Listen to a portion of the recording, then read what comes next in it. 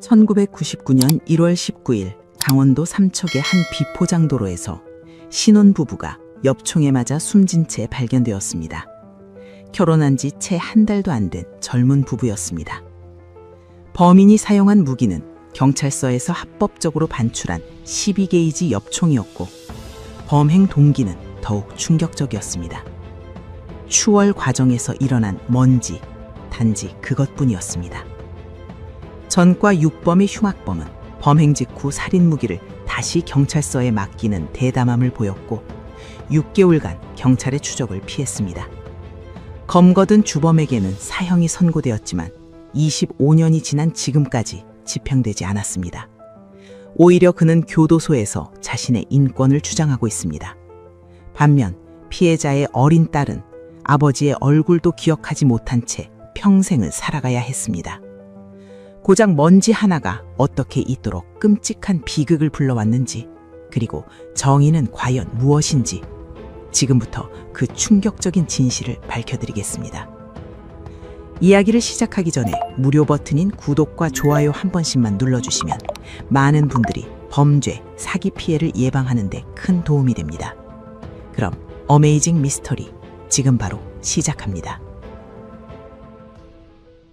1999년 1월 19일 오후 강원도 삼척시 근덕면 일대의 산악도로는 겨울 햇살 아래 고요했습니다. 당시 이 지역의 도로는 대부분 비포장 상태였고 차량이 지날 때마다 붉은 흙먼지가 구름처럼 피어올랐습니다. 이날도 예외는 아니었습니다. 한상우와 이윤서 부부는 검은색 고급 세단을 타고 이 길을 달리고 있었습니다. 두 사람은 결혼한 지 한 달도 채 되지 않은 신혼부부였고 차 안에는 행복한 미래에 대한 이야기와 잔잔한 음악이 흐르고 있었습니다. 상호는 운전대를 잡은 채 가끔씩 옆자리의 아내를 바라보며 미소 지었습니다. 윤서는 창밖의 겨울 풍경을 보며 앞으로 함께할 날들을 상상하고 있었습니다. 그들에게 이 길은 단지 목적지로 가는 통로였을 뿐 그 어떤 위협도 감지되지 않았습니다. 하지만 그들 앞에는 상상조차 할 수 없는 운명이 기다리고 있었습니다. 앞서가던 낡은 소형 승용차 한 대가 있었습니다. 이 차량은 비정상적으로 느린 속도로 주행하고 있었고 상호는 안전하게 추월하기로 결심했습니다. 그는 충분한 안전거리를 확보한 뒤 가속 페달을 밟았습니다. 세단은 부드럽게 소형차를 추월했고 그 과정에서 비포장도로 특유의 거대한 흙먼지 구름이 일어났습니다. 타이어가 지면을 박차며 만들어낸 붉은 먼지는 뒷차의 앞유리를 순식간에 뒤덮었습니다. 이것은 비포장도로에서 흔히 일어나는 일이었습니다. 누구도 이것을 문제 삼지 않았고 상우 부부는 아무 일 없다는 듯 계속 앞으로 나아갔습니다. 하지만 뒷차의 운전석에 앉아있던 남자에게 이 먼지는 전혀 다른 의미였습니다. 그의 이름은 강태식, 전과 6범의 흉악범이었습니다. 그는 이미 여러 차례 강력 범죄로 교도소를 드나들며 사회에 대한 깊은 적개심을 품고 있었습니다. 조수석에 앉아있던 조진호 역시 전과 5범으로 두 사람은 평소에도 사소한 일에 과도하게 반응하는 성향을 가지고 있었습니다. 흙먼지가 차를 뒤덮자 조진호가 먼저 거친 욕설을 내뱉었습니다. 강태식의 얼굴에는 순식간에 분노가 번졌습니다. 저 새끼들이 감히. 강태식은 이성을 잃었습니다. 그는 자신들이 무시당했다고 생각했고 그 순간 그의 머릿속에는 오직 보복만이 가득했습니다. 그는 가속 페달을 입는 힘껏 밟았습니다. 소형차의 엔진이 비명을 지르듯 울부짖었고 차는 미친 듯이 앞서가는 세단을 쫓기 시작했습니다. 상우는 백미러를 통해 뒷차가 무섭게 따라붙는 것을 발견했습니다. 처음에는 단순히 급한 차량이라고 생각했지만 뒷차의 움직임은 점점 더 위협적으로 변했습니다. 뒷차맨 상호의 세단에 바짝 붙어 좌우로 흔들리며 압박했습니다. 좁은 산악도로에서 이런 주행은 매우 위험했습니다. 상호는 본능적으로 위협을 느꼈고 속도를 줄여 길을 양보하려 했습니다. 하지만 뒷차는 상호의 의도를 무시한 채 더욱 공격적으로 세단을 압박했습니다. 윤서는 점점 겁에 질린 표정으로 남편을 바라봤습니다. 여보, 저 차 왜 저러는 거야? 상호는 아내를 안심시키기 위해 침착한 목소리로 대답했습니다. 괜찮아. 그냥 길 터주면 지나갈 거야. 하지만 상황은 상호의 예상과 완전히 달랐습니다. 강태식은 상호의 세단을 추월하더니 도로 한복판을 가로막으며 급정지했습니다. 타이어가 노면을 긁는 날카로운 소리와 함께 엄청난 먼지가 다시 한번 피어올랐습니다. 상우는 급브레이크를 밟았고 두 차량은 비포장도로 한가운데에서 정지했습니다. 주변은 순식간에 고요해졌습니다. 겨우 산속의 정적만이 흐를 뿐이었습니다. 강태식은 차에서 내렸습니다. 그의 손에는 묵직한 물건이 들려 있었습니다. 바로 베넬리 5연발 엽총이었습니다. 이 총은 강태식이 대전의 한 경찰서에서 합법적으로 반출한 것이었습니다. 당시 대한민국의 총기 관리 체계는 현재보다 느슨했고 전과다라 하더라도 사냥을 명목으로 총기를 일시적으로 받아갈 수 있었습니다. 강태식은 이 허점을 이용해 살인 무비를 손에 넣은 것입니다. 더욱 끔찍한 것은 그가 장전한 탄환이었습니다. 일반적인 사냥용 산탄이 아니라 12게이지 슬러그탄이었습니다. 이 탄환은 수십 개의 작은 납구슬이 퍼지는 산탄과 달리 하나의 거대한 납덩어리가 엄청난 속도로 발사되는 특수 탄환입니다. 멧돼지 같은 대형 짐승을 한 방에 쓰러뜨릴 수 있는 파괴력을 지니고 있었습니다. 이런 무기가 이제 무고한 신혼부부를 향해 겨눠지고 있었습니다. 상우는 총을 들고 있는 것을 보고도 처음에는 현실감이 없었습니다. 그는 단지 먼지 때문에 항의를 하러 내린 것이라고 생각했습니다. 그래서 그는 오해를 풀기 위해 운전석 창문을 내렸습니다. 정말 죄송합니다. 길이 험해서 먼지가... 상우의 사과는 끝까지 완성되지 못했습니다. 강태식은 아무 말 없이 차의 보넷을 넘어 상우의 얼굴 정면으로 차가운 총구를 들이댔습니다. 1999년 1월의 차가운 공기 속에서 금속 총구와 마주한 상우의 눈에는 믿을 수 없다는 공포가 가득했습니다. 윤서는 조수석에서 비명을 지르려 했지만 목구멍이 막힌 듯 소리가 나오지 않았습니다. 그리고 그 순간이 왔습니다. 귀청을 찢는 굉엄과 함께 첫 번째 총성이 고요한 산골짜기를 뒤흔들었습니다. 12게이지 슬러그탄은 운전석 유리를 산산조각내며 한상우의 두부와 흉부를 관통했습니다. 거대한 파괴력 앞에 한상우는 비명조차 지르지 못한 채 핸들 위로 쓰러졌습니다. 세단 안은 순식간에 화약 냄새와 선열로 가득했습니다. 옆자리의 윤서는 남편의 몸에서 뿜어져 나오는 피를 온몸에 뒤집어 쓴 채 정신을 잃을 듯 비명을 질렀습니다. 그녀는 떨리는 손으로 남편을 붙잡으며 제발 멈춰달라고, 돈은 얼마든지 드릴 테니 살려달라고 애원했습니다. 하지만 강태식의 눈빛은 차가웠습니다. 그의 눈에 비친 윤서는 단지 자신의 범행을 목격한 증인일 뿐이었습니다. 강태식은 울부짖는 윤서를 향해 두 번째 발포를 했습니다. 다시 한번 굉음이 울렸고 윤서의 기도는 끝내 완성되지 못한 채 끊어졌습니다. 신혼의 단꿈을 꾸던 두 사람의 미래는 그렇게 영원한 어둠 속으로 사라졌습니다. 흙먼지 때문에 시작된 사소한 불쾌감이 두 사람의 생명을 앗아가는 데 걸린 시간은 채 3분도 되지 않았습니다. 강태식은 연기가 피어오르는 총구를 거두며 쓰러진 부부를 무표정하게 내려다봤습니다. 조진호는 차 안에서 주변을 경계하고 있었습니다.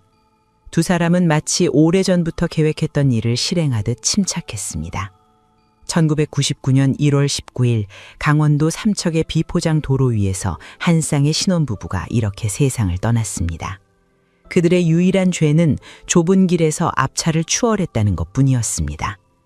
총성이 울린 지 채 1분도 지나지 않았지만 강태식은 이미 다음 수순을 계산하고 있었습니다. 그는 전과 육범이었고 경찰의 수사 방식을 누구보다 잘 알고 있었습니다. 만약 이 사건이 단순한 보복 살인으로 밝혀진다면 경찰은 도로 위에서 발생한 시비나 추격전 가능성을 염두에 두고 인근을 지나간 모든 차량을 추적할 것입니다. 목격자가 있었는지, CCTV는 없었는지, 주변 주민들의 진술은 어떤지 샅샅이 뒤질 것이 분명했습니다. 하지만 만약 이것이 금품을 노린 무차별 강도 살인으로 보인다면 어떨까요? 경찰의 수사 방향은 완전히 달라질 것입니다. 피해자의 원한 관계, 금전 거래 내역, 전문 강도 조직 등을 중심으로 수사가 전개될 것이고 도로 위의 우발적 충돌 가능성은 우선순위에서 밀려날 것입니다. 강태식은 이 모든 것을 순식간에 계산해냈습니다. 그의 머릿속은 분노가 아니라 냉혹한 생존 본능으로 가득 차 있었습니다. 지갑을 챙겨. 강태식이 조진호에게 짧게 지시했습니다. 조진호는 망설임 없이 차에서 내려 피냄새가 진동하는 세단의 문을 열었습니다. 운전석에는 상우가 핸들에 기댄 채 쓰러져 있었고 조수석에는 윤서가 고개를 떨군 채 숨이 끊어져 있었습니다. 조진호는 상우의 재킷 안주머니를 뒤져 지갑을 꺼냈습니다. 이어서 뒷좌석에 놓여있던 윤서의 가방을 열어 그녀의 지갑과 소지품들을 챙겼습니다. 두 사람의 손놀림에는 죄책감이나 망설임의 흔적이 전혀 없었습니다. 그들은 마치 사냥을 마친 뒤 전리품을 챙기는 사냥꾼처럼 태연했습니다. 강태식은 지갑 속에 든 현금을 확인했습니다. 그리 많은 액수는 아니었지만 그것이 중요한 것은 아니었습니다. 중요한 것은 이 사건이 금품을 노린 범행처럼 보이게 만드는 것이었습니다. 지갑은 버려야 해, 여기서 멀리. 강태식은 지갑에서 현금만 빼낸 뒤 지갑 자체는 증거가 될 수 있다고 판단했습니다. 그는 도주 경로를 따라 야산 숲을 깊숙한 곳에 지갑들을 던져버릴 계획이었습니다. 나중에 경찰이 지갑을 발견하더라도 범인이 도주하면서 급하게 버린 것처럼 보이게 하려는 의도였습니다. 이렇게 하면 수사는 더욱 혼선에 빠질 것이고 강도살인이라는 가설이 더욱 힘을 얻을 것입니다. 조진호는 차량 내부를 한 번 더 훑어보며 다른 귀중품이 있는지 확인했습니다. 하지만 더 이상 챙길 만한 것은 없었습니다. 신혼여행을 떠나는 부부였기에 많은 현금을 소지하고 있지 않았던 것입니다. 조진호는 뒷좌석에 놓인 여행 가방을 열어볼까 고민했지만 강태식이 고개를 저으며 제지했습니다. 시간 끌지 마. 빨리 움직여야 해. 강태식은 주변을 경계하며 서둘렀습니다. 비록 이곳이 인적이 드문 산악도로였지만 언제 다른 차량이 지나갈지 알 수 없었습니다. 그들은 차량 문 손잡이와 자신들이 만진 부분을 옷소매로 대충 닦아냈습니다. 1999년 당시에는 현재처럼 정밀한 DNA 감식이나 지문 채취기식이 발달하지 않았지만 강태식은 경험상 기본적인 흔적 제거는 해야 한다고 판단했습니다. 모든 준비가 끝나자 강태식은 마지막으로 세단을 한 번 더 둘러봤습니다. 운전석과 조수석 유리는 산산조각 나 있었고 좌석과 대시보드는 붉은 핏자국으로 얼룩져 있었습니다. 차 안에는 화약 냄새와 선열 냄새가 뒤섞여 있었고 두 사람의 시신은 그대로 좌석에 남겨져 있었습니다. 강태식은 이 참혹한 광경을 보면서도 아무런 감정의 동요를 보이지 않았습니다. 가자. 강태식의 짧은 명령과 함께 두 사람은 자신들의 소형차로 돌아갔습니다. 조진호가 먼저 조수석에 올라탔고 강태식은 운전석에 앉아 시동을 걸었습니다. 엔진 소리가 다시 한번 고요한 산속을 깼습니다. 강태식은 핸들을 돌려 차를 돌렸고 그들이 왔던 길이 아닌 반대 방향으로 차를 몰기 시작했습니다. 차가 출발하자 조진호가 뒤를 돌아보며 말했습니다. 형님, 정말 아무도 안 봤을까요? 강태식은 백미러를 통해 뒤를 확인하며 대답했습니다. 봤으면 벌써 소리 질렀겠지. 이 시간에 이 길 다니는 사람이 누가 있겠어? 하지만 강태식의 예상은 완전히 빗나가고 있었습니다. 그들이 미처 알지 못한 사이 한 사람이 이 모든 광경을 목격하고 있었습니다. 도로공사 현장에서 감리 업무를 마치고 귀가하던 박도준의 차량이 바로 그들 뒤에서 다가오고 있었던 것입니다. 박도준은 도로 한복판에 멈춰선 세단과 그 주변에서 총기를 든 채 서성이는 두 남자를 멀리서 목격했습니다. 박도준은 즉시 위험을 감지했습니다. 그는 경험 많은 건설 현장 감리자로서 위험한 상황을 판단하는 직관이 있었습니다. 그가 본 광경은 명백히 정상적인 상황이 아니었습니다. 한 남자는 총을 들고 있었고 세단의 유리창은 깨져 있었습니다. 박도준은 차를 멈추지 않고 그대로 속도를 높여 그 지역을 벗어나려 했습니다. 하지만 강태식은 백미러를 통해 뒤에서 다가오는 차량을 발견했습니다. 그의 얼굴이 굳어졌습니다. 목격자가 나타난 것입니다. 그것도 자신들이 총을 든 모습을 범행 현장을 똑똑히 본 목격자가 말입니다. 강태식의 머릿속에서 경보음이 울렸습니다. 이 사람을 그냥 보낼 수는 없었습니다. 쫓아. 강태식이 차가운 목소리로 말했습니다. 조진호는 놀란 표정으로 반문했습니다. 형님, 또요? 이미 둘이나. 입 닥쳐. 저 새끼가 우릴 봤어. 강태식은 다시 가속 페달을 밟았습니다. 소형차는 다시 한번 엔진을 울부짖으며 박도준의 차량을 쫓기 시작했습니다. 오후의 햇살은 여전히 비포장고루를 비추고 있었지만 그 빛은 더 이상 평화롭지 않았습니다. 세 번째 총성이 울리기 전 이제 채 몇 분도 남지 않았습니다. 박도준은 백미러를 통해 뒤에서 빠르게 따라오는 소형차를 확인했습니다. 그의 심장이 미친 듯이 뛰기 시작했습니다. 방금 본 광경이 뇌리를 스쳤습니다. 총을 든 남자, 깨진 유리창, 그리고 차 안에 쓰러진 듯한 사람들. 박도준은 건설 현장에서 20년 넘게 일하며 수많은 위험한 상황을 겪었지만 이런 상황은 처음이었습니다. 본능이 그에게 소리쳤습니다. 도망쳐야 한다고. 지금 당장. 박도준은 가속 페달을 깊게 밟았습니다. 그의 차량은 비포장도로의 굴곡을 따라 요동치며 속도를 높였습니다. 하지만 뒤따르는 소형차는 포기하지 않았습니다. 오히려 점점 더 가까워지고 있었습니다. 강태식은 이미 2사람을 죽인 상태였고 3번째 목격자를 제거하는 것에 대해 더 이상 망설임이 없었습니다. 더 빨리! 강태식이 조진호에게 소리쳤습니다. 조진호는 손으로 대시보드를 움켜쥔 채 겁에 질린 표정이었습니다. 형님, 이러다 사고 나요. 길이 너무 험해. 닥쳐! 저 새끼 놓치면 우리 다 끝이야! 강태식의 눈은 충혈되어 있었고 그의 얼굴에는 광기가 역력했습니다. 그는 한 손으로 핸들을 잡고 다른 한 손으로는 옆총을 움켜쥐었습니다. 비포장 도로에서 운전을 하면서 총을 쏜다는 것은 거의 불가능한 일이었지만 강태식에게는 선택의 여지가 없었습니다. 박도준은 이 지역의 지형을 잘 알고 있었습니다. 그는 매일 이 도로를 오가며 공사 현장을 점검했고 어디에 급커브가 있고 어디가 상대적으로 평탄한지 파악하고 있었습니다. 그는 자신의 차량이 뒷차보다 성능이 좋지 않다는 것을 알고 있었지만 지형 지식으로 그 격차를 메울 수 있다고 판단했습니다. 하지만 강태식은 예상을 뛰어넘는 집요함을 보였습니다. 그는 비포장도로의 흙먼지를 뚫고 박도준의 차량과의 거리를 좁혀갔습니다. 두 차량 사이의 거리가 약 30m까지 좁혀진 순간 강태식은 창문을 내렸습니다. 겨울산 속의 차가운 바람이 차 안으로 몰아쳤고 그는 옆총을 창밖으로 내밀었습니다. 박도준은 백미러를 통해 그 광경을 목격했습니다. 총구가 자신을 향해 겨누고 있었습니다. 그는 본능적으로 핸들을 좌우로 흔들며 지그재그로 주행하기 시작했습니다. 좁은 비포장도로에서 이런 주행은 매우 위험했지만 총탄을 피하기 위해서는 어쩔 수 없었습니다. 강태식은 움직이는 차량에서 조준을 시도했습니다. 비포장도로의 울퉁불퉁한 노면이 차량을 계속 흔들었고 박도준의 차량은 끊임없이 좌우로 움직였습니다. 일반적인 상황이라면 명중이 거의 불가능했을 것입니다. 하지만 강태식은 평소 총기 사냥에 익숙했고 움직이는 표적을 쏘는데 경험이 있었습니다. 순간 박도준의 차량이 직선 구간에 진입했습니다. 강태식은 그 찰나를 놓치지 않았습니다. 그는 숨을 멈추고 방아쇠를 당겼습니다. 3번째 총성이 산골짜기에 울려 퍼졌습니다. 12게이지 슬러그탄이 발사되며 엄청난 반동이 강태식의 어깨를 강타했지만 그는 개의치 않았습니다. 탄환은 공기를 가르며 박도준의 차량을 향해 날아갔습니다. 박도준은 갑자기 앞 유리가 폭발하는 것을 보았습니다.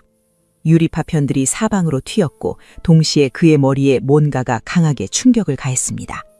뜨거운 고통이 두피를 스쳤고 순식간에 시야가 붉어졌습니다. 피가 얼굴로 쏟아져 내렸고 그의 두 눈을 덮었습니다. 박도준은 시야가 완전히 차단되는 것을 느꼈습니다. 백색광이 눈앞을 가득 채웠고 귀가 먹먹해졌습니다. 12게이지 슬러그탄은 박도준의 전면 유리를 관통한 뒤 그의 머리를 스치고 지나갔습니다. 만약 탄환이 몇 센티미터만 더 낮게 날아왔다면 박도준은 그 자리에서 즉사했을 것입니다. 하지만 기적적으로 탄환은 그의 두피만을 찍고 지나갔습니다.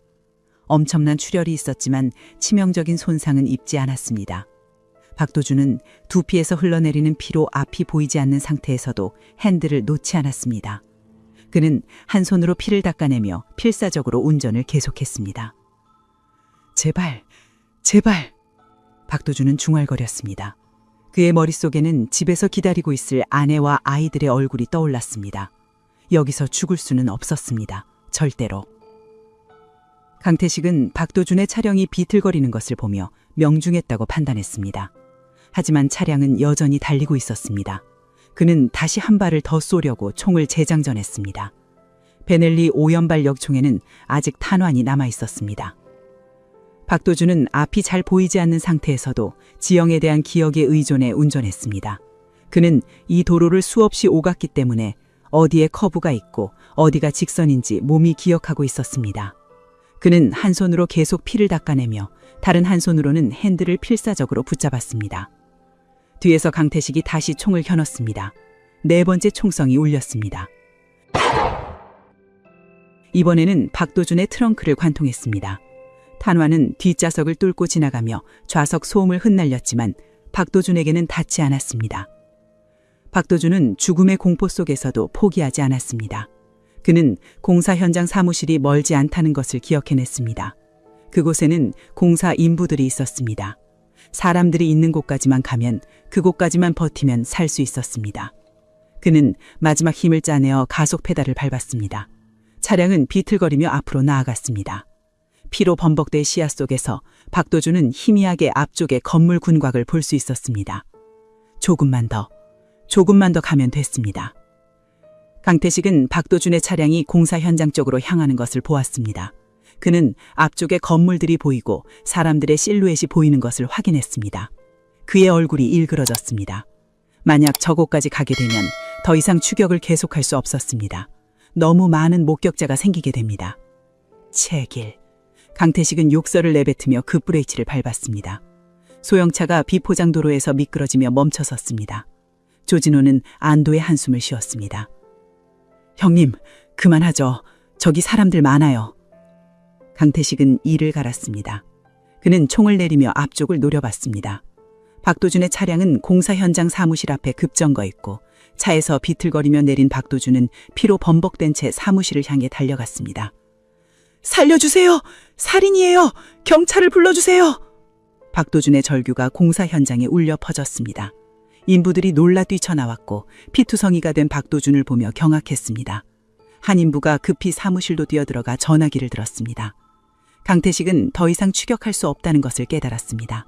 그는 핸들을 돌려 차를 후진시킨 뒤 왔던 길이 아닌 다른 방향으로 차를 몰았습니다. 소형차가 흙먼지를 일으키며 산속 깊은 곳으로 사라졌습니다. 공사 현장 사무실에서는 긴급 신고가 들어갔습니다. 1999년 1월 19일 오후 삼척경찰서는 비포장도로에서 총격 사건이 발생했다는 신고를 접수했습니다. 신고 내용은 충격적이었습니다. 엽총으로 무장한 남자들이 차량을 습격했고 최소 3명이 총격을 당했다는 것이었습니다. 박도준은 응급실로 이송되었습니다. 의사들은 그의 두피 상처를 봤을 때 놀라움을 감추지 못했습니다. 12게이지 슬러그탄이 두피를 스치고 지나간 흔적이었습니다. 몇 센티미터만 빗나갔어도 즉사했을 상황이었습니다. 박도준은 기적적으로 살아남았고 이 사건의 유일한 생존 목격자가 되었습니다. 1999년 1월 19일 저녁, 삼척경찰서는 비상 상황에 돌입했습니다. 엽총을 사용한 살인사건이 발생했다는 신고는 지역경찰로서는 처음 접하는 중대 사건이었습니다. 경찰은 즉시 사건 현장으로 출동했고 비포장도로 한가운데 멈춰선 검은색 세단을 발견했습니다. 현장은 참혹했습니다. 운전석과 조수석의 유리는 산산조각 나 있었고 차 안에는 한상우와 이윤서 부부의 시신이 그대로 남겨져 있었습니다. 두 사람 모두 머리와 가슴에 치명적인 총상을 입은 상태였습니다. 차량 내부는 혈흔으로 가득했고 좌석과 대시보드 곳곳에 탄환의 흔적이 남아 있었습니다. 현장 감식반은 즉시 증거 수집에 탁수했습니다. 가장 중요한 증거는 차량 내부와 주변에서 발견된 탄환 조각들이었습니다. 전문가들이 탄환 조각을 분석한 결과 12게이지 슬러그탄으로 확인되었습니다. 이것은 일반적인 사냥용 산탄이 아니라 대형 짐승을 잡을 때 사용하는 특수 탄환이었습니다. 경찰은 범인이 엽총을 소지하고 있으며 그것도 상당한 파괴력을 지닌 탄환을 사용했다는 사실을 파악했습니다. 문제는 그 다음이었습니다. 현장에는 범인들의 명확한 흔적이 거의 남아있지 않았습니다. 비포장도로의 거친 흙바닥에는 수많은 차량 타이어 자국이 뒤섞여 있었고 범인 차량의 흔적을 특정하기가 어려웠습니다. 1999년 당시에는 현재처럼 도로 곳곳에 CCTV가 설치되어 있지 않았고 이 외딴 산악도로에는 감시 카메라가 단 하나도 없었습니다. 유일한 목격자는 박도준이었습니다. 하지만 그는 머리에 중상을 입고 수술대에 올라가 있었습니다. 의료진은 그의 상태가 안정될 때까지 진술을 받을 수 없다고 했습니다. 경찰은 박도준이 회복되기를 기다리며 다른 방향으로 수사를 진행해야 했습니다. 수사팀은 피해자들의 배경을 조사하기 시작했습니다.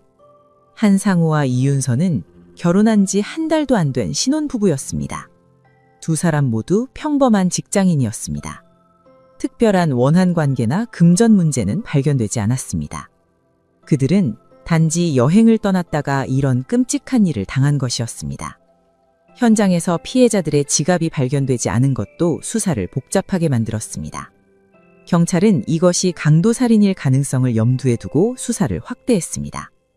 하지만 전문 강도조직의 수법치고는 너무 무모했고 차량이나 다른 귀중품은 그대로 남겨둔 채 지갑만 가져간 것도 이상했습니다.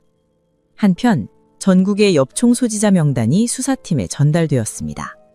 12게이지 슬러그탄을 사용할 수 있는 엽총을 합법적으로 소지한 사람들의 목록이었습니다. 경찰은 이 명단을 토대로 소지자들의 행적을 추적하기 시작했습니다. 하지만 명단에 오른 사람들은 수백 명에 달했고 일일이 확인하는 데는 상당한 시간이 필요했습니다. 사건 발생 며칠 후 박도준이 의식을 회복했습니다. 경찰은 즉시 그에게 진술을 받으려 했지만 박도준의 기억은 충격으로 인해 단편적이었습니다. 그는 총을 든 남자들을 봤다고 진술했지만 얼굴은 정확히 기억나지 않았습니다. 거리가 멀었고 공포에 질려 있었기 때문입니다. 차량의 색상과 대략적인 형태만을 기억할 뿐이었습니다. 낡은 소형차였어요. 색은 어두운 색이었던 것 같은데 정확하지 않습니다. 남자 2명이 타고 있었고 운전석의 남자가 총을 쐈어요. 박도준의 진술은 수사에 도움이 되었지만 범인을 특정하기에는 부족했습니다. 경찰은 인근 지역에서 낡은 소형차를 운전하던 사람들을 조사했지만 명확한 용의자를 찾지 못했습니다. 시간이 흐를수록 수사는 난항에 빠졌습니다. 경찰은 피해자의 원한 관계, 강도 조직, 우발적 충돌 등 여러 가능성을 열어두고 수사했지만 결정적인 단서는 나타나지 않았습니다.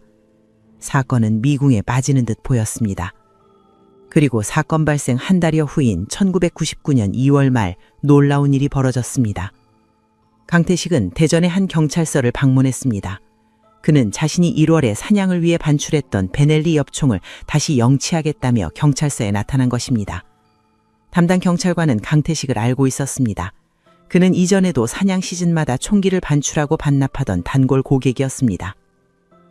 사냥은 잘 다녀왔어요? 경찰관이 무심코 물었습니다. 강태식은 태연하게 대답했습니다. 네, 이번에는 별로 못 잡았어요. 날씨가 안 좋아서.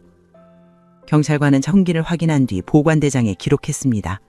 그는 강태식에게 전과가 있다는 것을 알고 있었지만 총기 반출과 반납은 합법적인 절차였고 특별히 의심할 만한 점을 발견하지 못했습니다. 강태식은 서류에 서명을 하고 경찰서를 나섰습니다.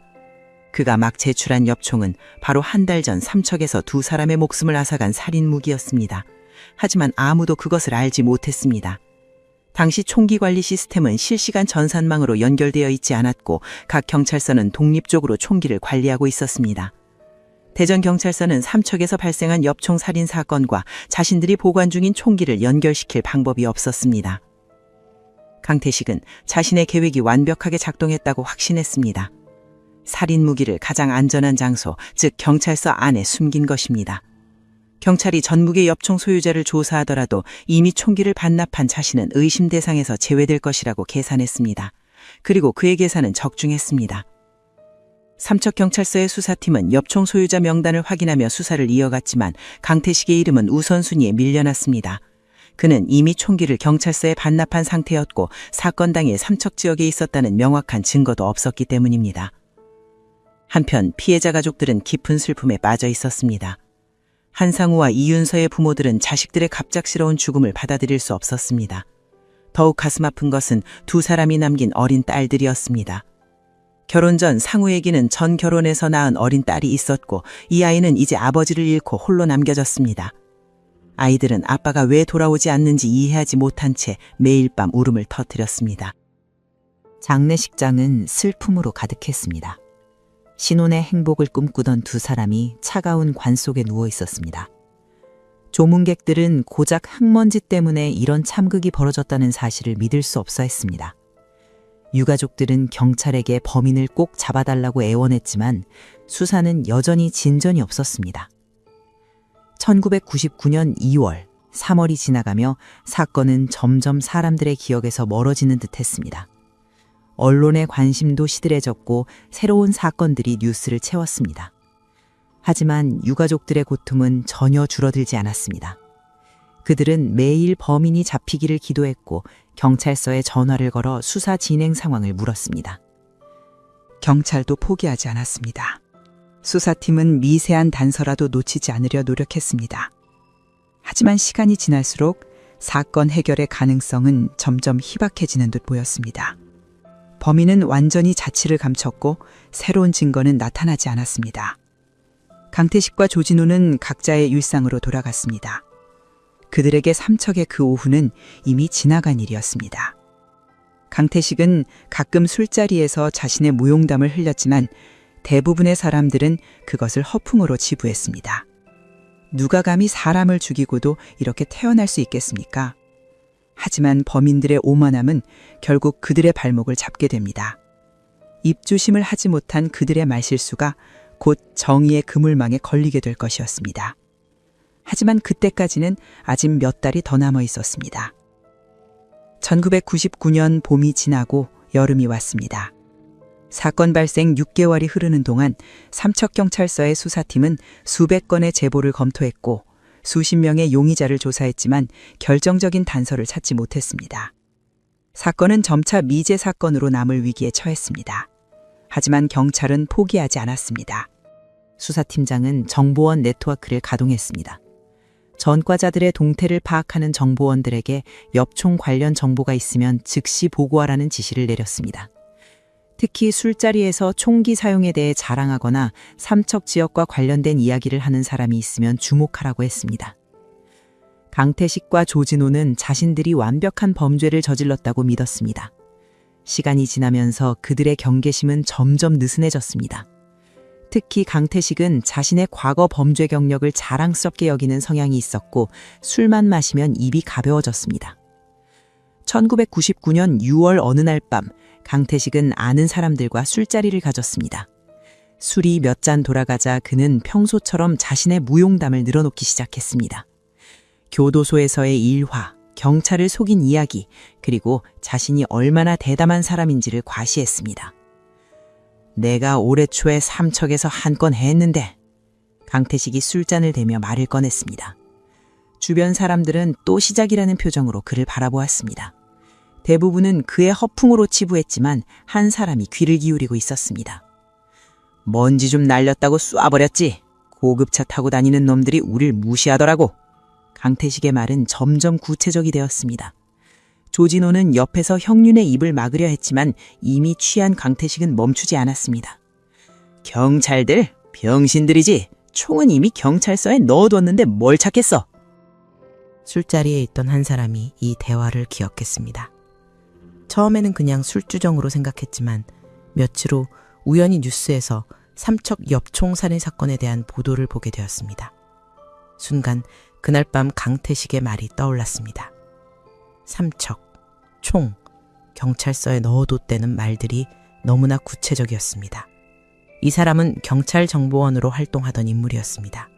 그는 즉시 경기지방경찰청에 연락을 취했습니다. 정보원의 제보는 구체적이었습니다. 강태식이라는 인물이 삼척에서 엽총으로 사람을 쐈다고 자랑했으며 총기를 경찰서에 맡겼다고 말했다는 것이었습니다. 경기지방경찰청은 즉시 삼척경찰서에 연락했고 수사팀은 긴급 회의를 소집했습니다. 강태식이라는 이름을 데이터베이스에서 검색하자 그의 전과 기록이 나왔습니다. 전과 6범의 강력 범죄자였고 과거에 엽총을 소지한 적이 있었습니다. 더욱 놀라운 것은 1999년 1월에 대전의 한 경찰서에서 엽총을 반출했다가 2월 말에 다시 반납한 기록이 있다는 점이었습니다.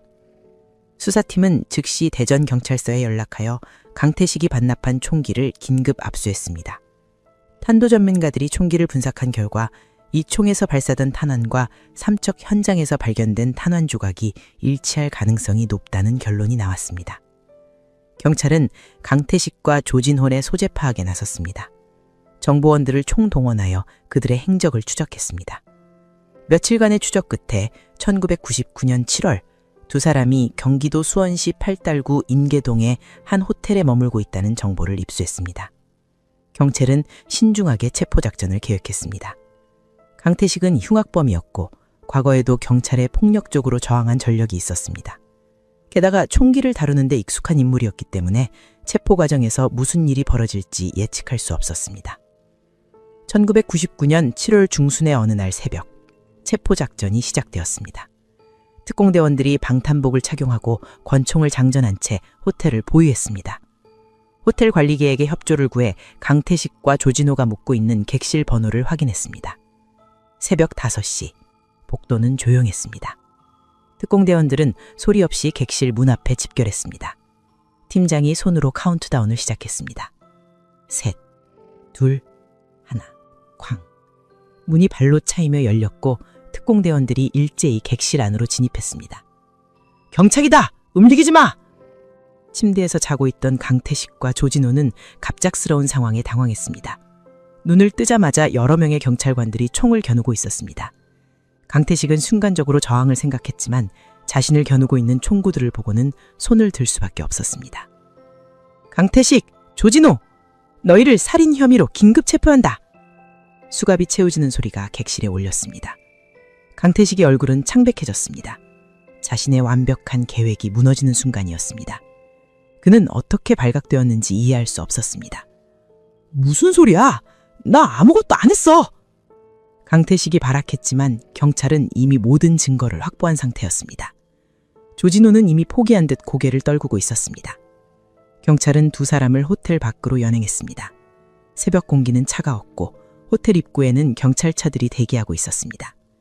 강태식과 조진호는 각각 다른 차량에 태워졌습니다. 그들이 탄 경찰차는 곧바로 삼척으로 향했습니다. 차 안에서 강태식은 여전히 항변했습니다. 증거가 뭐가 있는데? 내가 뭘 했다는 거야?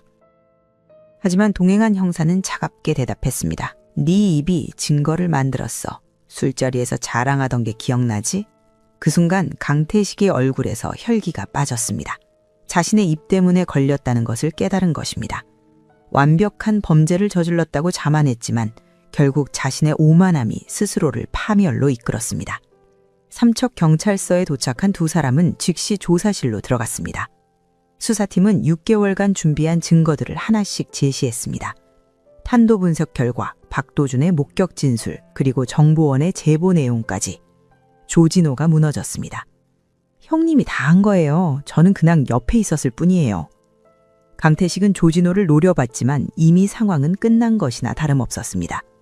증거들이 하나둘씩 쌓이면서 그도 결국 고개를 숙였습니다. 그래, 내가 했어. 그 새끼들이 먼저 우릴 무시했어. 6개월간 미궁에 빠져있던 사건이 마침내 해결되는 순간이었습니다. 수사팀은 안도의 한숨을 쉬었고 유가족들에게 즉시 연락을 취했습니다. 전화를 받은 피해자 가족들은 눈물을 흘렸습니다. 너무 오랜 시간 기다려왔던 소식이었습니다. 1999년 7월 삼척 신혼부부 엽총살인 사건의 범인이 검거되었다는 뉴스가 전국에 보도되었습니다. 사람들은 충격에 빠졌습니다. 범행 동기가 고작 먼지 때문이었다는 사실에 모두가 경악했습니다. 인간의 생명이 이토록 가볍게 취급될 수 있다는 것이 믿기지 않았습니다. 2000년 강태식과 조진호는 법정에 섰습니다. 검찰은 강태식에게 강도살인 및 살인 미수 혐의를 적용했고 조진호에게는 살인 방조 혐의를 적용했습니다. 재판이 시작되기 전부터 언론의 관심은 뜨거웠습니다. 법정 방청석은 피해자 유가족과 시민들 그리고 취재진으로 가득했습니다. 첫 공판이 열린 날 강태식은 수갑을 찬 채 법정에 입장했습니다. 그의 표정에는 후회나 반성의 기미가 전혀 보이지 않았습니다. 오히려 무표정한 얼굴로 방청석을 둘러보며 자신을 바라보는 사람들을 차갑게 응시했습니다. 유가족들은 그의 모습을 보며 분노로 몸을 떨었습니다. 재판장이 강태식에게 범행 동기를 묻자 그는 담담하게 대답했습니다. 먼지가 너무 많이 났습니다. 화가 났습니다. 법정이 순간 술렁이었습니다. 두 사람의 목숨을 앗아간 이유가 고작 그것이었다는 말에 방청석에서는 탄식이 터져 나왔습니다. 피해자의 어머니는 그 자리에서 울음을 터뜨렸고 법정 경위가 부축해서 밖으로 나가야 했습니다. 검사는 강태식의 범행이 얼마나 잔혹했는지를 낱낱이 밝혔습니다. 사전 계획 없이 사소한 이유로 살인을 저질렀고 범행 후에는 지갑을 훔쳐 강도살인으로 위장했으며 목격자까지 살해하려 했다는 점을 강조했습니다. 게다가 살인 무기를 경찰서에 반납하여 수사를 교란하려는 대담함은 범죄의 죄질을 더욱 악화시켰습니다. 피고인은 아무런 원한 관계도 없는 선량한 시민들을 지극히 사소한 이유로 살해했습니다. 피해자들은 신혼의 꿈을 안고 여행을 떠났다가 참혹하게 목숨을 잃었습니다. 피고인에게는 인간으로서의 최소한의 양심조차 찾아볼 수 없습니다. 검사는 강태식에게 사형을 구형했습니다. 법정은 다시 한번 술렁였습니다. 사형 구형은 극히 예외적인 경우에만 이루어지는데 이 사건이 그만큼 중대하다는 의미였습니다. 강태식의 변호인은 피고인이 범행을 자백했고 우발적 범행이었다는 점을 들어 선처를 호소했습니다. 하지만 재판부는 차갑게 반응했습니다. 재판장은 변호인을 향해 말했습니다. 우발적 범행이라 하더라도 그 동기가 지극히 이기적이고 반사회적입니다. 게다가 범행 후 증거 인멸을 시도하고 목격자를 살해하려 한 것은 계획적 범행의 특징을 보입니다. 조진호는 법정에서 계속 울먹이며 자신은 강태식에게 끌려온 것일 뿐이라고 주장했습니다. 그는 자신이 직접 총을 쏘지 않았고 단지 옆에 있었을 뿐이라며 선처를 애원했습니다. 저는 정말 말렸습니다. 형님이 너무 무서워서 저항하지 못했을 뿐입니다. 하지만 검사는 조진호가 범행 후 지갑을 챙기는 등 적극적으로 범행에 가담했다는 점을 지적했습니다. 단순히 옆에 있었던 것이 아니라 범행을 방조하고 은폐에 협조했다는 것이었습니다. 재판은 몇 차례 진행되었습니다. 박도준이 증인으로 출석해 그날의 상황을 진술했습니다. 그는 증언석에 앉아 떨리는 목소리로 말했습니다. 저는 죽을 뻔했습니다. 총알이 제 머리를 스치고 지나갔을 때 정말 이대로 죽는구나 생각했습니다. 제 아이들의 얼굴이 떠올랐습니다.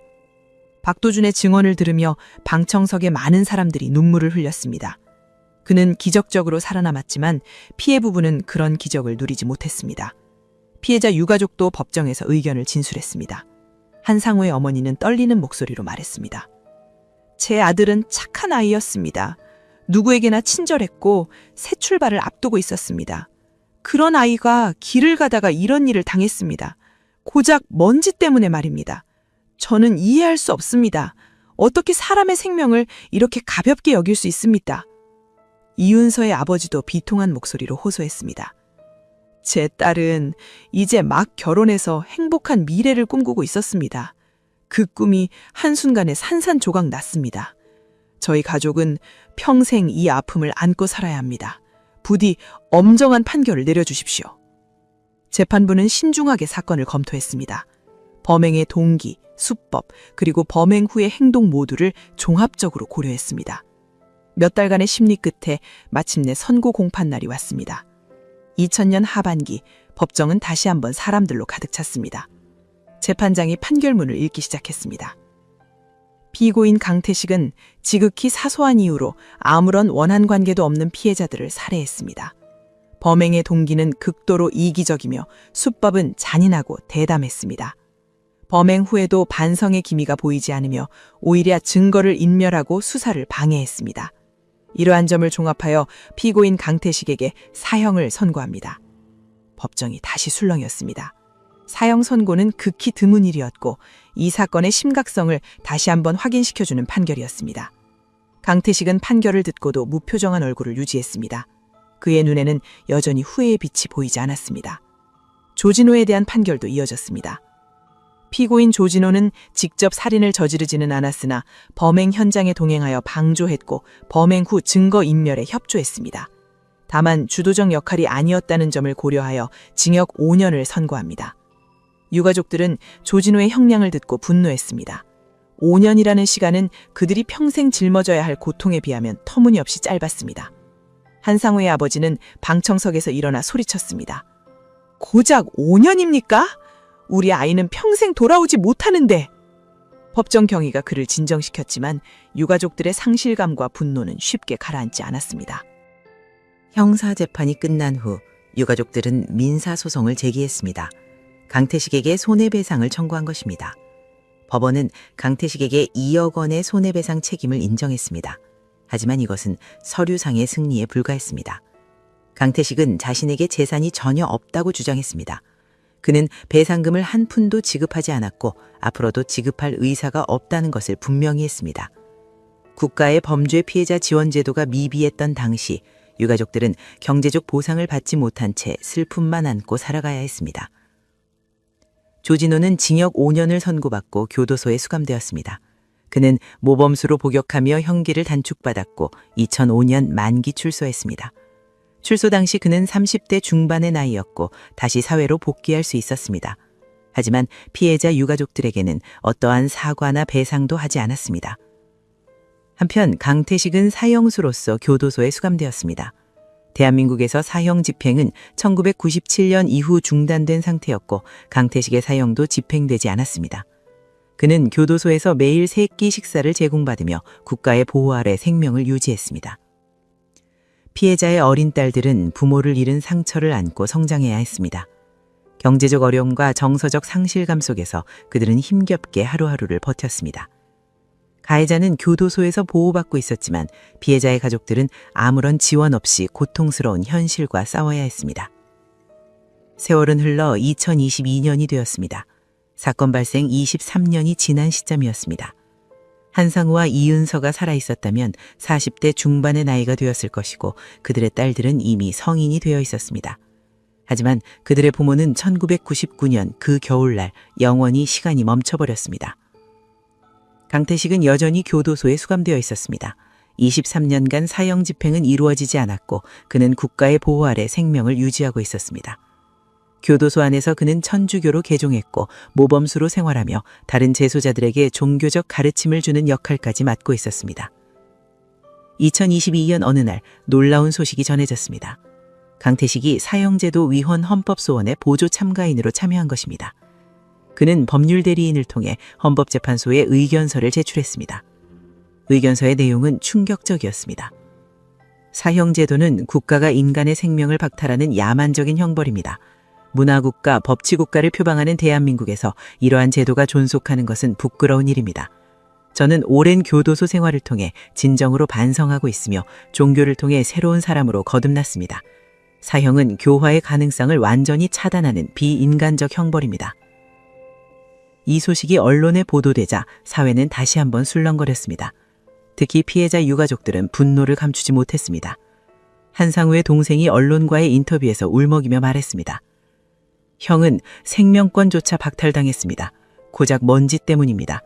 그런데 그 사람은 23년 동안 살아있으면서 이제 와서 자기 생명을 지켜달라고 합니까? 형의 생명은 중요하지 않았습니까? 이윤서의 친구는 SNS에 글을 올렸습니다. 윤서는 평생 살면서 누구 하나 미워한 적 없는 아이였어요.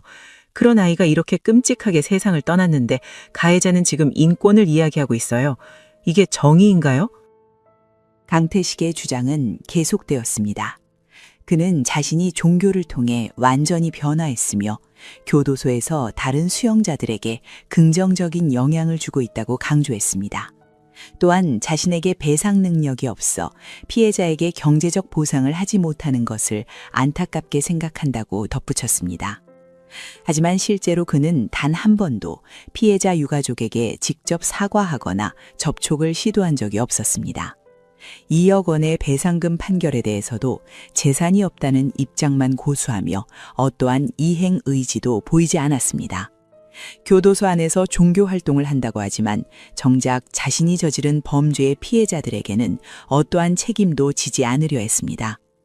법률 전문가들은 강태식의 주장에 대해 다양한 의견을 제시했습니다. 일부는 사형제도 자체에 대한 논의는 필요하다고 했지만 강태식의 범죄가 너무나 잔혹하고 동기가 사악해서 사형이 정당하다는 의견도 많았습니다. 한 법학 교수는 방송 인터뷰에서 이렇게 말했습니다. 사형제도에 대한 논의는 사회적으로 필요합니다. 하지만 이 사건처럼 아무런 원한도 없는 사람들을 사소한 이유로 살해하고 범행 후에도 반성 없이 증거를 인멸하려 한 경우는 사형 외에는 다른 형벌이 적절하지 않다고 봅니다. 피해자 유가족들은 헌법재판소에 의견서를 제출했습니다. 그들은 강태식이 주장하는 인권이 피해자들의 인권보다 우선될 수 없다고 호소했습니다. 우리 가족들은 아무런 잘못도 없이 생명을 빼앗겼습니다. 그들에게는 변화할 기회도 사과할 기회도 주어지지 않았습니다. 가해자는 23년 동안 생명을 유지하며 변화했다고 주장하지만 피해자들에게는 그 어떤 기회도 주어지지 않았습니다. 이것이 과연 정의입니까? 한편 교도소 내부에서 강태식과 함께 생활했던 다른 재소자들의 증언도 나왔습니다. 일부는 그가 정말로 변화한 것 같다고 했지만 다른 재소자들은 그가 여전히 자신의 범죄에 대해 정당화하는 말을 한다고 증언했습니다. 한 전직 교도관은 익명으로 언론과의 인터뷰에서 말했습니다. 강태식은 교도소에서 모범적으로 생활합니다. 하지만 그것이 진정한 반성인지는 의문입니다. 교도소에서 잘 지내는 것과 피해자에게 진심으로 사과하는 것은 다른 문제입니다. 강태식이 사형제도 위헌 소원에 참여했다는 소식은 오랫동안 잊혀졌던 이 사건을 다시 수면 위로 끌어올렸습니다. 언론은 1999년 사건을 다시 조명했고 당시를 기억하지 못하는 젊은 세대들도 이 사건을 알게 되었습니다. 인터넷 커뮤니티에는 수많은 댓글이 달렸습니다. 고작 먼지 때문에 사람을 죽이고 이제 와서 자기 생명은 소중하다고? 피해자들에게는 변화할 기회조차 없었는데 가해자만 변화를 주장할 권리가 있나요? 2억 원 배상도 안 하면서 무슨 반성을 했다는 건가요? 사회는 다시 한번 이 사건의 부조리함에 분노했습니다. 가해자는 국가의 보호 아래 생명을 유지하며 권리를 주장하지만 피해자들은 영원히 침묵 속에 잠들어 있었습니다. 그리고 피해자의 가족들은 여전히 아무런 보상도 받지 못한 채 평생의 고통을 안고 살아가고 있었습니다. 강태식의 사형 집행 여부는 여전히 미지수였습니다. 대한민국에서 마지막 사형 집행은 1997년에 이루어졌고 그 이후로는 단 한 건도 집행되지 않았습니다. 사실상 사형 집행이 중단된 상태였고 강태식도 이 사실을 잘 알고 있었습니다. 그는 교도소에서 안전하게 생명을 유지하며 법적 권리를 주장할 수 있었습니다. 하지만 1999년 1월 19일 삼척의 그 비포장 도로에서 멈춰버린 한상우와 이윤서의 시간은 결코 되돌릴 수 없었습니다. 그들의 딸들이 자라나는 모습도 손주를 보는 기쁨도 평범한 일상의 행복도 모두 영원히 빼앗겨 버렸습니다. 2022년의 대한민국은 가해자의 인권과 피해자의 정의가 어떻게 충돌하는지를 적나라하게 보여주었습니다. 그리고 이 질문은 여전히 우리 사회에 무겁게 남아 있습니다. 2023년 법무부는 중대한 결정을 내렸습니다. 전국 각지의 교정시설에 분산 수용되어 있던 사형수들을 서울구치소로 집중 이감한다는 것이었습니다. 강태식도 그 대상에 포함되었습니다. 이 조치는 사형수들에 대한 체계적인 관리와 함께 사형 집행 가능성에 대한 사회적 논의를 다시 불러일으켰습니다. 2023년 어느 날 강태식은 수갑과 포승줄에 묶인 채 호송 차량에 실렸습니다. 그가 이감된 서울구치소에는 이미 수십 명의 사형수들이 수감되어 있었습니다. 그 중에는 언론에 널리 알려진 연쇄살인범 유영철도 포함되어 있었습니다. 극악무도한 범죄자들이 모인 곳, 그곳이 강태식의 새로운 거처가 되었습니다. 서울구치소로의 이감 소식은 다시 한번 언론의 주목을 받았습니다. 기자들은 1999년 삼척 사건을 다시 보도했고 사람들은 24년 전 그 끔찍한 사건을 떠올렸습니다. 피해자 유가족들도 이 소식을 들었습니다. 그들은 복잡한 감정에 휩싸였습니다. 한상우의 어머니는 이제 70대 노인이 되어 있었습니다. 그녀는 24년 동안 아들의 사진 앞에서 매일 기도했습니다. 서울구치소 이감 소식을 들었을 때 그녀는 기자들에게 조용히 말했습니다. 이제라도 정의가 실현되기를 바랍니다. 제 아들은 24년 전 그날 이후 단 한 번도 돌아오지 못했습니다.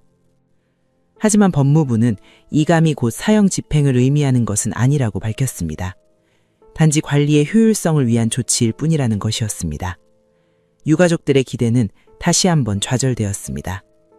한편 공범 조진호는 2005년 출소한 이후 완전히 종적을 감췄습니다. 그는 법적으로 형기를 마쳤고 더 이상 사법당국의 감시를 받지 않았습니다. 출소 후 그는 이름을 바꾸고 다른 지역으로 이주한 것으로 추정되었습니다. 조진호에 대한 정보를 추적하려는 시도가 여러 차례 있었지만 그는 철저히 자신의 과거를 지우고 살아가고 있었습니다. 그가 어디서 무엇을 하며 사는지, 재혼을 했는지, 자녀가 있는지 아무도 알 수 없었습니다. 그는 평범한 시민의 얼굴로 누군가의 이웃으로 살고 있을 것입니다.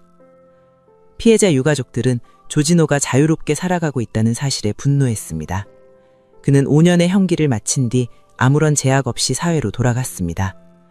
피해자들에게 단 한 번의 진심 어린 사과도 없었고 2억 원의 배상 판결에 대해서도 어떠한 이행도 하지 않았습니다. 1999년 그날 일어났던 삼척의 비포장 도로는 완전히 달라져 있었습니다. 거친 흙길은 깨끗한 아스팔트로 포장되었고 주변에는 관광객들을 위한 시설들이 들어섰습니다. 강원도의 아름다운 경치를 자랑하는 드라이브 코스가 되었습니다. 그 길을 지나는 사람들 중 대부분은 이곳에서 끔찍한 비극이 벌어졌다는 사실을 알지 못합니다. 겨울 햇살이 비추는 포장도로 위로 차들이 평화롭게 달려갑니다. 하지만 그날의 흔적은 완전히 사라진 것이 아닙니다. 가끔 이 길을 지나는 나이든 주민들은 1999년 그 사건을 기억합니다. 그들은 창문 밖을 바라보며 중얼거립니다. 여기가 그 사건이 일어났던 곳이지. 신혼부부가 총에 맞아 죽은. 바람이 불 때마다 나무들이 흔들리고 누군가는 그 소리에서 24년 전 총성의 메아리를 듣는다고 말합니다. 물론 과학적으로 말이 안 되는 이야기지만 그만큼 그 사건의 충격이 깊었다는 의미일 것입니다. 박도준은 기적적으로 살아남은 뒤 평범한 삶을 이어갔습니다. 그는 여전히 건설 현장 감리 일을 하고 있었고 가족들과 함께 조용히 살아가고 있었습니다. 하지만 그날의 기억은 결코 지워지지 않았습니다. 그는 가끔 악몽을 꿉니다. 총구가 자신을 향해 겨누어지는 꿈, 피로 범벅이 되어 필사적으로 운전하는 꿈. 깨어나면 식은땀이 온 몸을 적시고 있습니다. 그의 머리에는 여전히 흉터가 남아 있습니다. 12게이지 슬러그탄이 스치고 지나간 자국, 그것은 그날의 공포를 평생 증명하는 표식이었습니다. 박도준은 언론 인터뷰를 거의 하지 않았습니다.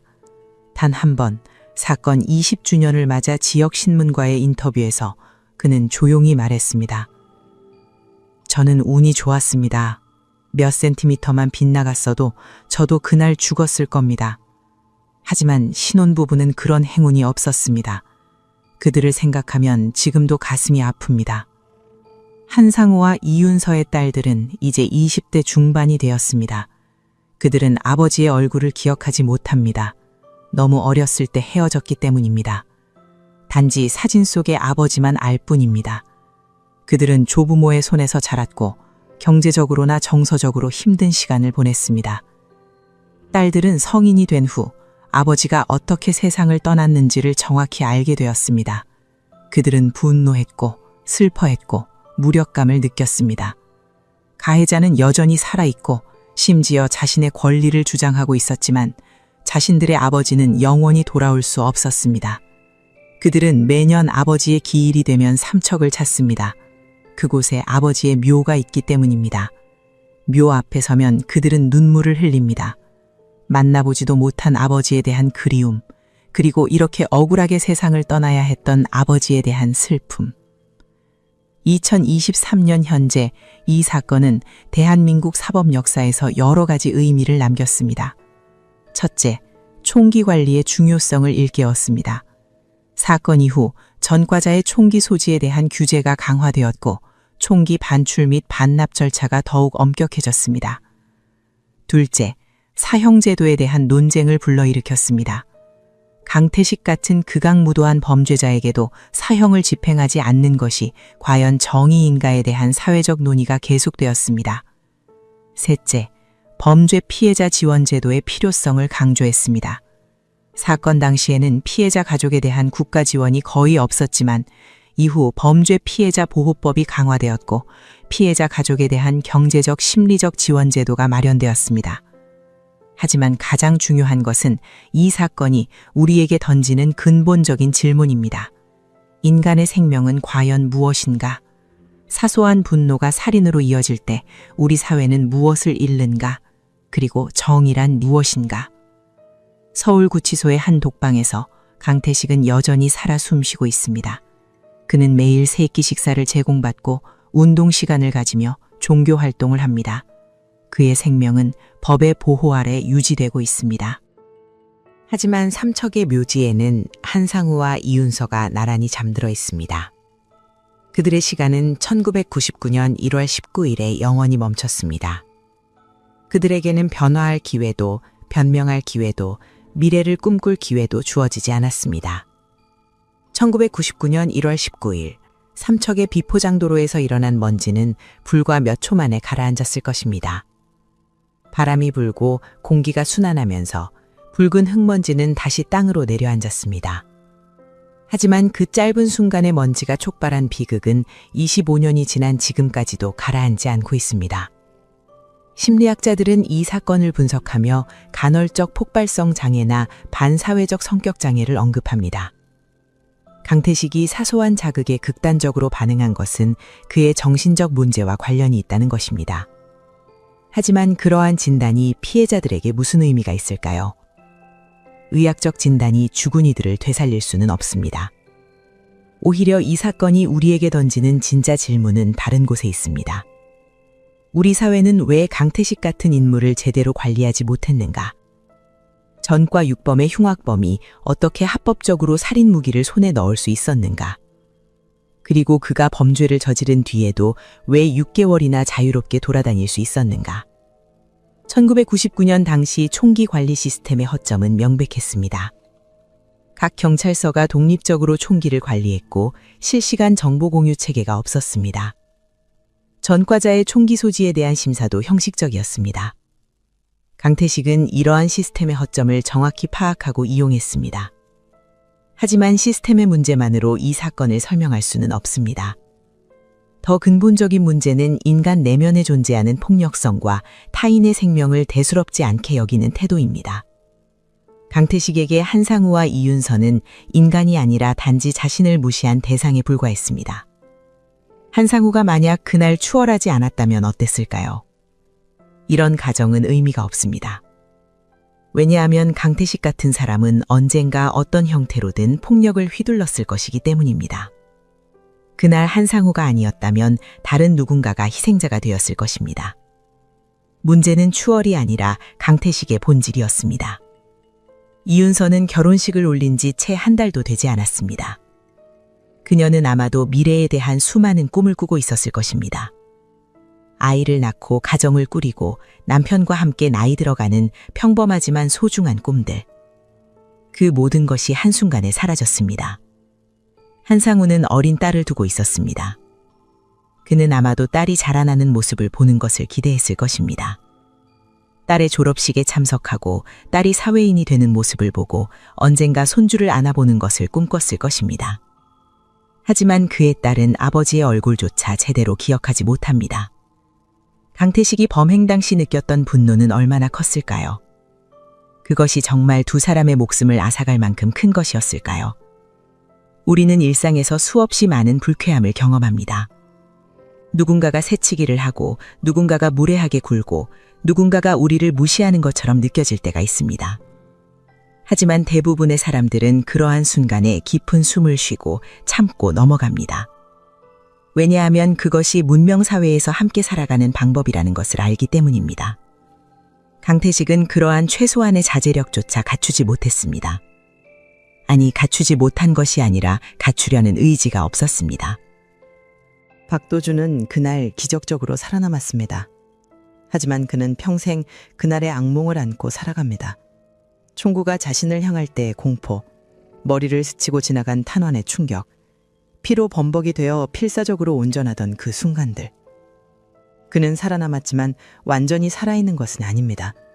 그날의 일부는 그 도로 위에 영원히 남겨졌습니다. 조진호는 어떨까요? 그는 직접 방아쇠를 당기지는 않았지만 공범이었습니다. 그는 강태식을 말릴 수 있었습니다. 적어도 시도는 할 수 있었습니다. 하지만 그는 선택했습니다. 강태식의 광기에 동조하고 범행을 방조하고 증거를 인멸하는 것을. 그리고 그는 5년의 형기를 마치고 자유의 몸이 되었습니다. 조진호는 지금 어디선가 평범한 삶을 살고 있을 것입니다. 아마도 직장을 다니고 가족이 있을지도 모릅니다. 그의 이웃들은 그가 과거에 무슨 일을 했는지 모를 것입니다. 그는 과거를 감추고 새로운 신분으로 살아가고 있습니다. 하지만 그의 양심은 과연 평온할까요? 피해자 유가족들에게 이 25년은 어떤 의미였을까요? 한상우의 어머니는 아들의 사진 앞에서 매일 울었을 것입니다. 명절마다, 생일마다, 기일마다. 이윤서의 부모는 딸의 웃음소리를 기억하며 밤을 지새웠을 것입니다. 그리고 한상우의 딸은 자랐습니다. 아버지 없이 자라나는 것이 얼마나 외로운지, 친구들이 아버지와 함께 있는 모습을 볼 때마다 얼마나 마음이 아픈지, 그녀는 아버지가 왜 이렇게 억울하게 세상을 떠나야 했는지 이해할 수 없었을 것입니다. 사회는 이 사건을 통해 무엇을 배웠을까요? 총기 관리 제도가 강화되었고 범죄 피해자 지원 제도가 마련되었습니다. 이것은 분명 진전입니다. 하지만 가장 중요한 교훈은 따로 있습니다. 그것은 바로 인간의 생명은 그 무엇과도 바꿀 수 없이 소중하다는 것, 그리고 우리는 서로를 존중하며 살아가야 한다는 것입니다. 사소한 불쾌함이 분노로, 분노가 폭력으로, 폭력이 살인으로 이어지는 것을 막아야 합니다.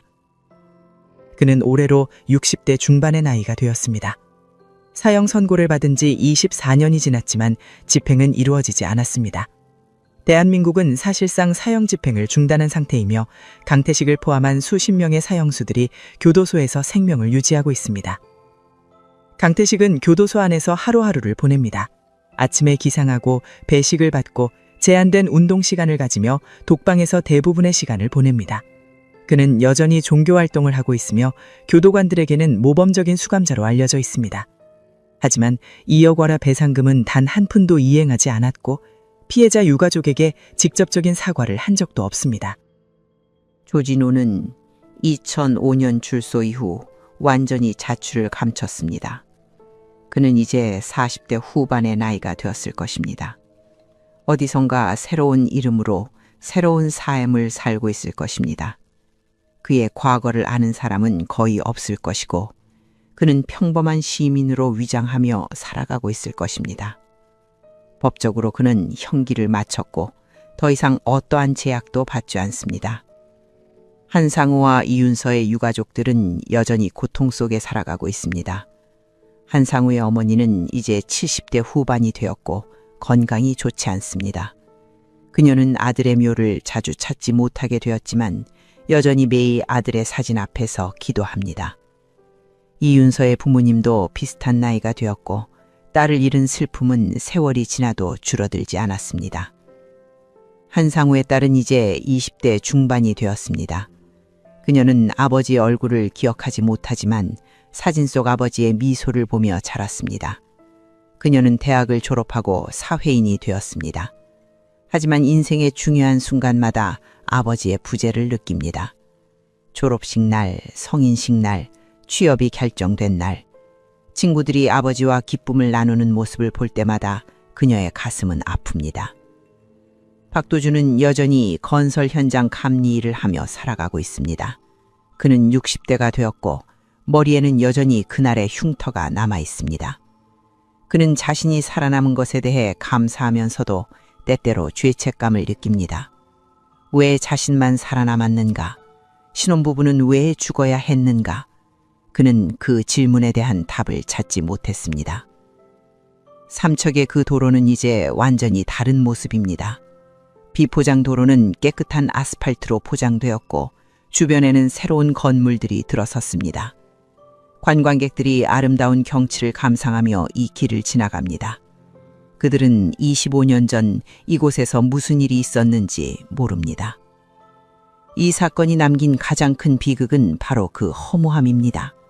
고작 먼지 때문에 두 사람의 생명이 사라졌습니다. 그들이 만약 그날 다른 길을 택했다면, 몇 분만 늦게 출발했다면, 추월하지 않고 뒤를 따라갔다면 어땠을까요? 하지만 인생에는 되돌림이 없습니다. 강태식은 감옥 안에서 늙어가고 있고 조진호는 자유를 누리며 살아가고 있습니다. 하지만 한상우와 이윤서는 영원히 1999년 1월 19일에 머물러 있습니다. 그들은 늙지도 않고 꿈을 이루지도 못하고 사랑하는 사람들과 함께하지도 못합니다. 시간이 멈춰버린 것입니다. 법은 판결을 내렸고 형벌을 선고했습니다. 하지만 진정한 정의는 실현되었을까요? 유가족들의 고통은 보상받았을까요? 피해자들의 억울함은 풀렸을까요? 이 질문들에 대한 답은 명확하지 않습니다. 이 사건은 여전히 우리에게 무겁게 남아 있습니다. 그것은 단순히 25년 전에 일어난 범죄 사건이 아닙니다. 그것은 우리 사회의 폭력성, 법과 정의의 한계, 그리고 인간의 존엄성에 대한 근본적인 질문입니다. 9년 1월 19일 삼척의 비포장 도로에서 시작된 이야기는 지금도 끝나지 않았습니다. 우리는 이 사건을 통해 무엇을 배워야 할까요? 인간의 생명은 얼마나 소중한가? 정의는 과연 무엇인가? 그리고 우리는 어떻게 살아가야 하는가? 여러분은 어떻게 생각하시나요? 끝까지 시청해 주셔서 감사합니다. 지금까지 어메이징 미스터리였습니다.